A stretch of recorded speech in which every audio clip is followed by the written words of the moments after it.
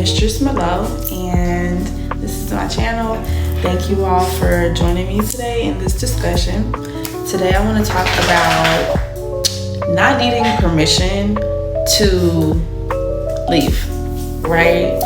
And the reason why it just came across my mind, I think a lot about my past, and I think of things, gaps and things that I wish I would have known back then. And this is what I'm here for. I'm here to share them with you all, and hopefully this can help someone who's facing a tough decision on whether or not they should leave or stay, speak their mind, don't. So let's get into it. So I've been in a couple of relationships, not too many. I've only been in 2 real relationships. And that was including my first child's father, and then after that I got married. And I never really had a firm grounding of my own. I never really had a sense of self because of how I was raised. And then not only that, depending on how you're raised, you will attract your match. So I attracted men who I sought to validate me in a lot of ways. And I would seek out other people's approval, and I would seek out their counsel when it came to decisions that I should be making as a person. Like, what do you think I should eat? Or what do you think I should wear today? And even those little instances of insecurity and uncertainty within self, people may not feel like that's a big deal, but how you do one thing is how you do many things. And as far as I can recall, I either thought of giving my power away to other people because I felt like they might know better. And I didn't know better. They knew better. That was my mentality. I've overstayed in situations where it was clear that my presence was unwelcomed.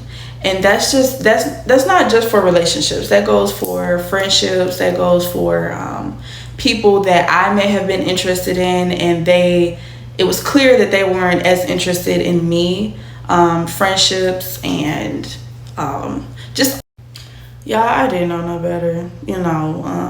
Like I said, growing up and having that power stripped away from you, when your authoritative figure thinks that they always know what's best for you, and you're not able to make any decisions on your own, whether it's your hairstyle, how you dress, choice of friends, you never get a say. So you can be really susceptible to just giving your power away because you think that other people know best. So that was the case for me.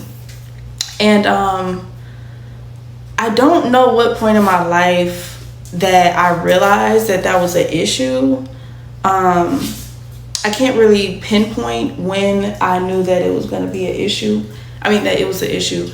But I knew that it was just off. I knew it was like, this don't feel right. This feels like I'm a little girl. It feels like, a little girl seeking her parents' approval. And I just think that, as you grow up, your conscious changes and your consciousness changes.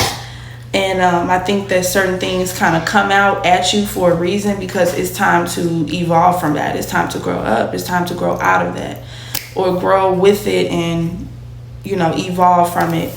So, I've overstayed my welcome in many spaces, trying to fit somewhere. And I would wait around for people to dismiss me, which is a really awful feeling, because it's like in the back of your head, the time is coming where they're going to dismiss you. It's just you don't want to be the one to walk away, or you just never thought about it. You were always the one that people have left, if that makes sense. So you try to stick around and you try to see if there's something there, if maybe this is just a rough patch, and you stay way longer than what you need to. And it can be scary. It can be really scary leaving situations with uncertainty. Trust me, I've been there. I'm very familiar with how that feels. The uncertainty of not knowing when your next, what can I say? It just feels very unstable within yourself. I think that it is so much better when you first get that inkling that it's time for me to move around versus somebody dismissing you. I mean, I can't really even describe the feeling, but I just know that it does not feel good to be dismissed. And I mean, I'm not talking about rejection in the sense of like, someone, you're dating someone and they don't really like you as much. I'm not talking about that. I'm talking about, well, it is very similar, but when you first get that inkling of feeling unwanted, or it's an inner knowing. It's a gut feeling that this person don't really rock with you like that, right? It's a feeling that you are unwelcomed, and you just know. You trust me,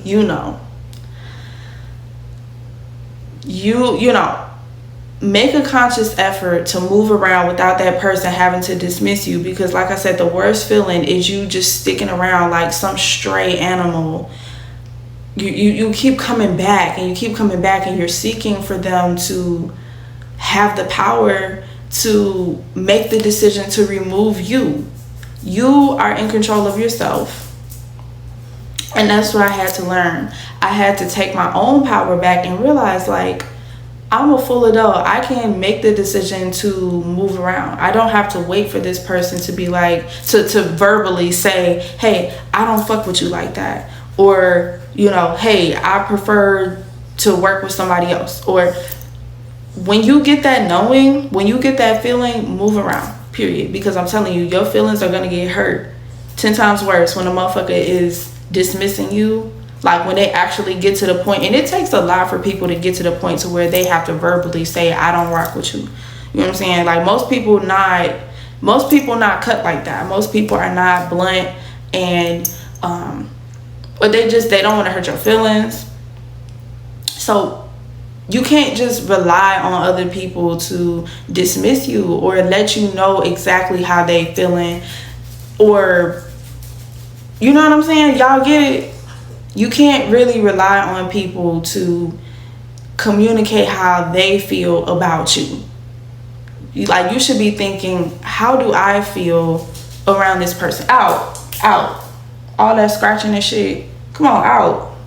You just had a bath. But, it's a lot of spiritual gurus that be like, oh, you should live in regret, yada, yada, yada. I ain't gonna lie, I get what they talking about, but really it's like, fuck all that. Like, if I could go back and rewind time and, had I known, like, damn, I have the authority. You mean to tell me I can give myself permission to leave whenever I want to? I don't need nobody to dismiss me. I don't need nobody to open the door for me. I can open that motherfucker myself and leave.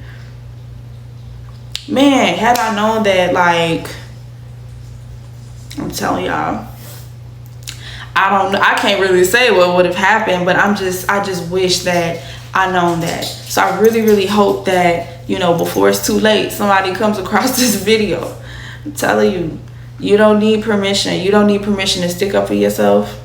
You don't need permission to ask for a raise. You don't need permission to wear your favorite outfit. Stop seeking permission from other people, because you're going to be either waiting a long ass time, or they're going to steer you in a completely different direction than what you know to be true to you.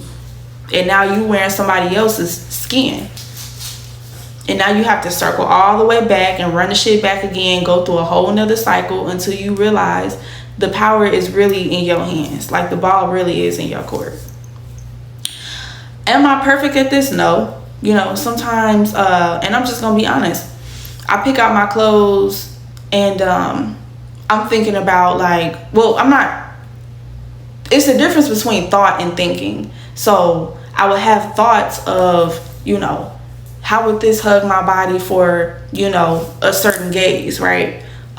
And the reason why I call them thoughts is because it's like they just pop up. You know, I'm not consciously thinking, you know what I'm saying? It's more of a subconscious thing. My mind, you know, is wired to seek clothes that make me appeal to a certain gaze, right? I'm working on that. But then I consciously step in, like, is that authentic to me? No, that's not what I want to wear. I don't want to wear that today.